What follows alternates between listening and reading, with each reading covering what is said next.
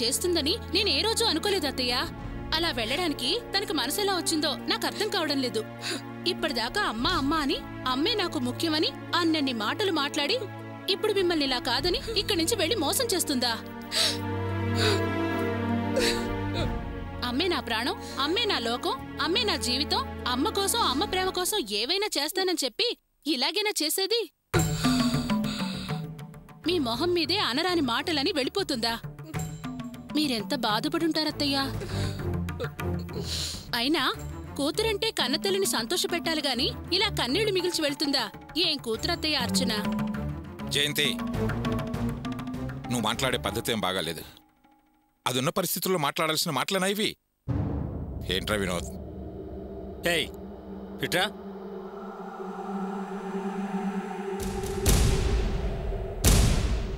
ఏంటండి? లోపలికెళ్ళు.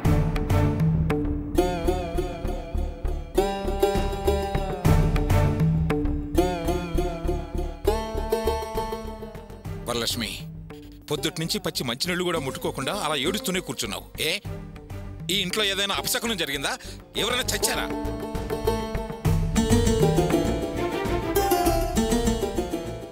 అది వచ్చి సంవత్సరం అయింది. ఇప్పటికైనా తన మొగుడితో కలిసి కాపురం చేయడానికి వెళ్ళిందని సంతోషించక ఏదో కొంపలు మునిగిపోయినట్లు, ఏదో ఘోరం జరిగిపోయినట్లు, అయిన వారెవరో చచ్చినట్లు ఎందుకు ఏడుపు? మాట్లాడతారండి, మీరు ఏమైనా మాట్లాడతారు. మీరు మీ మనసులో అనుకున్నట్టు జరిగింది కదా, అందుకే ఏమన్నా అనగలరు. మీకు గెలిచిన ఆనందం అండి, అనండి, ఎన్నైనా అనండి. నేను ఓడిపోయి ఏడుస్తున్నాను. మాట మార్చి ఎదురుదాడి చేయకు. కూతురు జీవితం గురించి ఆలోచించకుండా నువ్వు గెలిచావా నేను గెలిచావా అనేదే ముఖ్యమైందంటే నీకు? మన గెలుపు ఓటములు కాదే, అర్చన జీవితం సంతోషంగా ఉండడం ముఖ్యం. అది ఆలోచించు. నాన్న ఒక్క నిమిషం. అమ్మా, ఇప్పుడు నువ్వే గెలిచావన్న విషయం నీకు అర్థం కావట్లేదు. ఎలా గెలిచాననుకుంటున్నావా? నువ్వేమన్నావు? బావతో కలిసి అర్చన్ని ఉండొద్దు అనలేదు కదా, ఆ కుటుంబంతో కలిసి ఉండొద్దన్నావు, అవునా? ఆ కుటుంబాన్ని బావ వదిలేస్తే ఓకే అన్నావు కదా, ఇప్పుడు జరిగింది అదే కదా. ఆ కుటుంబమే బావని వద్దు అని దూరం చేసుకుంది. మరి ఇప్పుడేమంటావమ్మా? ఎలా చూసినా నీ కోరికే నెరవేరింది. నువ్వు ఆశపడ్డట్టే జరిగింది. నువ్వే గెలిచావు కదమ్మా. కావ్య, నువ్వు చెప్పింది కరెక్టే, కానీ ఇందులో ఒక విషయాన్ని మర్చిపోకూడదు. అర్చన అత్తయ్యని వదిలేసి వెళ్ళినా మామగారు గెలిచారంటం కన్నా అత్తయ్య చెప్పింది నిజమైందన్న విషయం మర్చిపోకూడదు. ఏంటి ఇచ్చింది సరిపోలేదా? మీరు కొట్టినా నరికి చంపినా పర్వాలేదు, మీ దెబ్బలకు భయపడి నిజం దాచాలా? అత్తయ్య అర్చనను తన భర్తతో కాపురం చేయొద్దని ఏ రోజైనా చెప్పిందా? అర్చన తన మొగుడితో కలిసి కాపురం చేయడం అత్తయ్యకేదో ఇష్టం లేనట్టు మాట్లాడతారేంటి?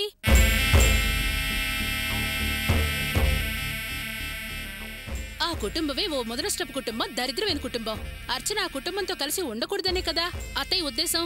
అందుకే కదా వేరే కాపురం పెట్టమన్నది.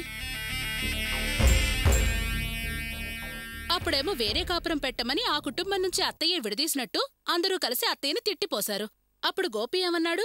నా కుటుంబమే నా ప్రాణం, నా శ్వాస అని ఓ డైలాగులు చెప్పేసి కుటుంబాన్ని వదిలి రావడం కుదరదని, కావాలంటే మీ అమ్మాయిని మీరే తీసుకెళ్ళండి అని నిర్మోహమాటంగా చెప్పేశాడు. ఇప్పుడేమైంది? ఏ కుటుంబం అయితే నాది నాది అన్నాడో ఆ కుటుంబమే అతని చీ కొట్టింది. అలాంటప్పుడు ఆ కుటుంబం గురించి అత్తయ్య చెప్పింది నిజమైంది కదా. అంతేకాదు, గోపి భాగ్యం కొడుకు కానే కాడట, తాగుబోతు రంగయ్య మొదటి పెళ్ళాం కొడుకట. ఆ నిజం ఇంతవరకు ఎవరన్నా చెప్పారా? రహస్యంగా దాచారు. అది మోసం కాదా, మాయనాటకం కాదా? అదో పెద్ద దగుల్బాజీ కుటుంబం, దగాకోరు కుటుంబం అనడానికి ఈ ఒక్క విషయం చాలదా? వేరే ఇంకేమైనా సాక్ష్యం కావాలా? ఆ మాత్రం వీళ్ళెవరికి అర్థం కావడం లేదు. నేను నిజాలు మాట్లాడితే నమ్మరు. లోకల్లో జరిగేది అదేగా, ఈ ఇంట్లోనూ అదే జరిగింది. తెలిసి నిజాలు చెప్తే శత్రువులా చూస్తారు. ఏదో కారణం వెతికి కక్ష కట్టి మాట్లాడతారు. ఇన్నేళ్లు కలిసిన వాళ్లే నా మాట నమ్మడం లేదు. ఏం చేయను? అంత నా కర్మ. అన్నీ సర్వస్వం అనుకున్న నా కూతురే నన్ను కాదని, నా మాట కాదని, నన్ను నమ్మనని నా మొహాన్ని అనేసి వెళ్ళిపోయింది. మీ అందరూ కలిసి నా కూతురికి నూరిపోసి దాని మనసు మార్చేశారు. అది నన్ను ఎదిరించి మాట్లాడే స్థాయికి తీసుకొచ్చారు. గెలిచామని సంతోషపడుతున్నారుగా. అన్యాయంగా మీ అందరి మాటలు విని అది మోసపోయిందే అని నా బాధ. ఏమైపోతుందోనని భయం, దిగులు. దాన్ని తలుచుకుంటేనే గుండెలు విలవిలాడిపోతున్నాయి. దుఃఖం ఆగడం లేదు. ఎందుకమ్మా అర్చన మోసపోయింది మోసపోయింది అని పదే పదే అంటావు? అసలు నన్ను అడిగితే ఇన్ని రోజులు మోసపోయిన అర్చన ఇప్పుడే మోసం తెలుసుకొని తెలివిగా నడుచుకొని ధైర్యంగా ముందడుగు వేసి సరైన నిర్ణయం తీసుకుంది. తన జీవితం చక్కదిద్దుకోవడానికి తన భర్తతో కాపురం చేయడానికి వెళ్ళింది. అది అర్థం చేసుకోకుండా నీ కోణంలో నుంచి ఆలోచిస్తావే? ఎందుకలా అనవసరంగా ఎడవటం? అంటే ఇన్ని రోజులు నేనే మోసం చేశానంటావా? దాని జీవితాన్ని నేనే నాశనం చేశానంటావా? వరలక్ష్మి, వదిలి జరిగిపోయిన దాని గురించి చర్చలు అనవసరం. చాలా కాలం తర్వాత అది అల్లుడితో కాపురం చేయడానికి వెళ్ళింది. ఇలా జరగాలని దాని జీవితంలో రాసిపెట్టుందని సరిపెట్టుకో.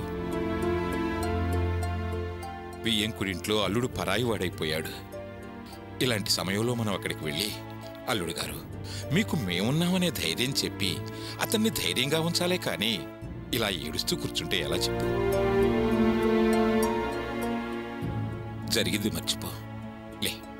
లేచి బయలుదేరు, వెళ్ళి అల్లుడు గారిని చూసేద్దాం. నానా, మీరు చెప్పిందే కరెక్ట్.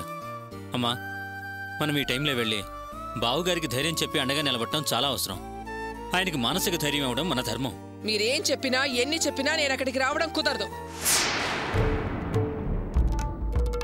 ఆ రోజు ఏం చెప్పానో ఈ రోజు అదే చెప్తున్నారు. నిమిషానికో మాట మార్చడం నా వల్ల కాదు. నేనేం రంగులు మార్చే ఊసల వెళ్ళని కాదు. అలాంటి అవసరమూ నాకేమీ లేదు. నా గొంతులో ప్రాణం ఉన్నంత వరకు ఆ ఇంటి గడప తొక్కను అన్నాను, అంతే. ఇంతకాలం నేనే ముఖ్యం అన్న అర్చన నన్ను వదిలేసి వెళ్ళిపోయింది. ఇప్పుడు నేనెందుకు దాన్ని వెతుక్కుంటూ దానింటికి వెళ్ళాలి? మీకు నచ్చితే మీరందరూ వెళ్ళండి, మీకు నచ్చింది మీరు చెయ్యండి. నేనే వద్దన్ను. నన్ను మాత్రం రమ్మని పిలవకండి. రే, దాని పట్టుదల మనకు తెలిసిందే కదా. ఎన్ని మాట్లాడినా ఏం ప్రయోజనం లేదులే గాని మనం వెళదాం పద. సరేనన్నా. ఏయ్, నువ్వెటు రావు. అమ్మ దగ్గర చేరి అమ్మకు సపోర్ట్ చేస్తూ కూర్చో, మేము వెళ్ళొస్తాం. అయ్యో, అదేంటండి అలా అంటారు?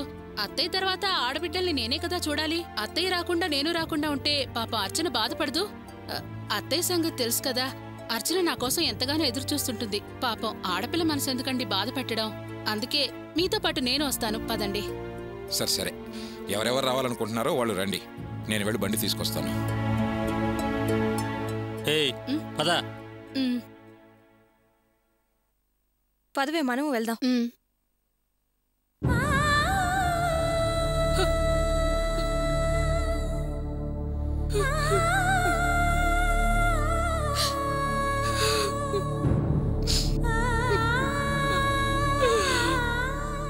ఒరే గోపి, అర్చన చెప్పేది తప్పురా.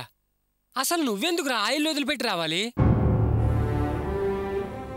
పాపం అమాయకురాలురా అర్చన. తనకేం తెలుసురా?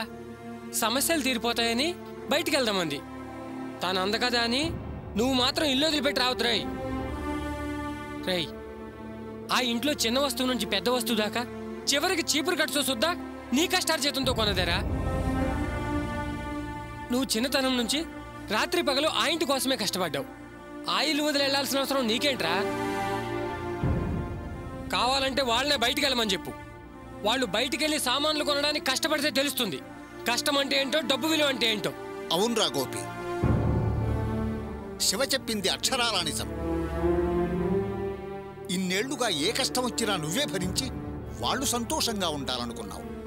అలా ప్రతి క్షణం నువ్వు పడ్డ ఆరాటానికి వాళ్ళు చేసిన మర్యాద చాలురా. ఈ విషయం తెలిసిన వెంటనే వాళ్ళ నా ఇంట్లోంచి బయటికి గంటాలని నేనొచ్చాను. కానీ నీతో ఓ మాట చెప్పకుండా చేయడం ఇష్టం లేక మళ్ళీ తిరిగొచ్చేశాను. నువ్వు సరే అనరా, క్షణాల్లో వాళ్ళ ఇంట్లోంచి బయటికి గంటి నడిమదారిలో నిలబెడతా. ఏంట్రా మాట్లాడవు? మీ పెదనాన్నగారే చెప్తున్నారు కదా, ఇంకా నీ ఆలోచన ఏంట్రా? నువ్వు మూవ్ అను, మీ పెదనాన్న తరపున వాళ్ళని బయటికి వెళ్ళమని చెప్తాను. అప్పుడు నీ విలువేంటో తెలుస్తుంది. కష్టపడితేనే గానీ వాళ్ళకి బుద్ధి రాదురా. వద్దురా, నన్ను వాళ్ళు తన వాడిని కాదు అన్నారని వాళ్ళని ఇంట్లోంచి బయటికి గెంటేయడం కరెక్ట్ కాదురా. నేను అలా చేస్తే నాకు వాళ్ళకి తేడా ఏముంటుందిరా? మంచికి చెడుకి ఇంకా వ్యత్యాసం ఏముంటుంది? ఎంత కాదనుకున్నా వాళ్ళు నా వాళ్ళురా. వాళ్ళ ఇంట్లోంచి బయటికి వెళ్ళి కష్టపడుతుంటే నేను తట్టుకోలేనురా. రే, అందరినీ పక్కన పెట్టేసే. పాపన్రా, చిన్నపిల్లరా, రాణి తనేం తప్పు చేసిందిరా? తనెందుకురా బయటికి వెళ్ళి కష్టపడాలి? నేను ఒప్పుకోను, అంతేరా. చూసారా వీణ్ణి? మనం ఎన్ని చెప్పినా వీడు మాత్రం మారలేదు. పైగా వాళ్ళ గురించి, ఆ కుటుంబం గురించి ఆలోచిస్తున్నాడు. పిచ్చితనమో పిచ్చో అసలు అర్థం కావట్లేదు. రై, మంచితనానికి కూడా ఒక హద్దు ఉంటుందిరా. ఖచ్చితంగా వీడికి పిచ్చే. కాదులేరా శివ, గోపి చెప్పింది కరెక్టే. నేను ఆవేశంలో వయస్సు, అనుభవము, విచక్షణ మరిచిపోయి మాట్లాడా. కానీ వీడు మనసున్న మనిషి, మన మధ్య ఉన్న దేవుడ్రా. ఇంత అవమానం జరిగిన ఓర్పుతో వాళ్ళ క్షేమం కోరి మాట్లాడాడు అంటే వాడి క్షమాగుణం గొప్పదిరా. వాడు చాలా ఉన్నతంగా ఆలోచించాడు. అందుకే ఓ పని చేద్దాం, వాళ్ళ నా ఇంట్లోనే ఉండని. గోపి, ఇంత గొడవయ్యాక నువ్వు అర్చన అక్కడ ఉండటం మంచిది కాదు. ఆల్రెడీ ఈ ఇంట్లో పాలు పొంగించున్నారు కదా, నువ్వు అర్చన ఈ ఇంట్లోనే ఉండండి. అలా చేస్తే అర్చన పుట్టింటి వాళ్ళు కూడా సంతోషపడతారు. అలా చేయడం కరెక్ట్ కాదు పెద్దన్న. మరేం చేస్తావురా? నేను అర్చన వాళ్లతో పాటే ఆ ఇంట్లోనే ఉంటాం. ఏంట్రా, ఇంత జరిగా కూడా నువ్వు ఆ ఇంట్లోనే ఉంటావా? నిన్ను మార్చలేంరా. బావా, ఎందుకురా ఇంత సీరియస్ అవుతావు? నేనక్కడ ఉంటా అనడానికి కారణం రాణిరా. రే, అక్కడ ఉన్నవాళ్ళెవరూ రాణికి మంచి భవిష్యత్తు ఏర్పాటు చేస్తారన్న నమ్మకం నాకు లేదురా. వాళ్ళెవరూ తన బాధ్యతని తీసుకోరు. అందుకని నేను అక్కడే ఉంటాను. కారణం చెప్తానురా. రాణి బాగా చదువుకునే అమ్మాయి. తనకి మంచి ఉద్యోగం వచ్చి మంచి సంబంధం చూసి రాణికి బ్రహ్మాండంగా పెళ్లి చేసిన తర్వాత తన మెళ్ళో ఆ 3 ముళ్ళు పడిపోతే అప్పుడు నేను ఇంకా ఇంట్లో ఉండాల్సిన అవసరం లేదురా. అప్పటిదాకా నేను అర్చన ఆ ఇంట్లోనే ఉంటాం. వీడు తాను పట్టిన కుందేళ్ళకి 3 కాళ్ళు అనే రకం. చీపో అన్నా ఆ ఇంటి ముందే తోకాడించుకుంటూ కుక్కలా ఉంటాడు. వీడు మళ్ళీ ఆ కుటుంబం గురించే మాట్లాడుతున్నాడు. రే, మేము ఒకే ఇంట్లో ఉంటాము అన్నాను గాని కలిసి ఉంటాము అనలేదుగా. నువ్వు ఆవేశపడుతున్నావే గాని ఆలోచించట్లేదురా. నీ మాటల్లో తిరకాసేంటో నాకు అసలు అర్థం కావట్లేదురా. ఇందులో అర్థం కాకపోవడానికి ఏముంది బావా? మళ్ళీ చెప్తున్నాను, రాణి పెళ్ళయ్యే వరకు నేను అర్చన ఆ ఇంట్లోనే ఉంటాం. కాకపోతే మా కాపురాలు వేరు, వంటలు వేరు, జీవితాలు వేరు, అంతే. గోపి, నిన్ను చూస్తుంటే, నీ మాటలు వింటుంటే నాకు చాలా గర్వంగా ఉందిరా. నా పెంపకం మీద నాకే గౌరవం ఏర్పడింది. గొప్ప నమ్మకం పెంచావురా. శివ, పెద్దనాన్న, వీళ్ళు వేరే కాపురం పెట్టడానికి కావలసిన అన్ని ఏర్పాట్లు చూడు. అలాగే. పెద్దన్న, పాలు పొంగించే టైంకి నువ్వు కూడా రావాలి.